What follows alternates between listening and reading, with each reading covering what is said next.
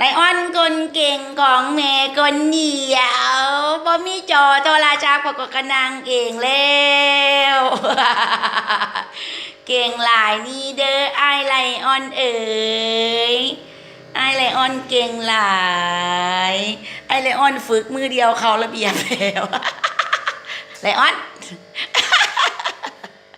ไลออนฟอกมือเดียวเขาระเบียบเลย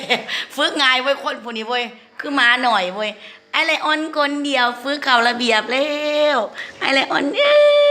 ยไอไลออนคนเก่งฝึกเขาระเบียบไว้ขนาดเลยไอไลออนคนเก่งฝึกเขาระเบียบไว้ขนาดเลยไอไลออนคนเก่งว่ะไอไลออนคนเก่งอีเมบอกเอาขาเขาตีหรือเอาขาเขาตีเอาขาโหดเขาบอกให้ขาเหยียดออกแดนเลยยังน้อยไม่จังสีนางนำพุ่นโอ้ยจะมาเก่งเดี๋ยวโอ้ยพระเอกนมข่อยจะมาเก่งแต่ว่านี่วะฮะเบิ่งอีพอกินโอ้มันกินกาแฟถ้าอายเบิ่งพอกินกาแฟบ่หรือบ่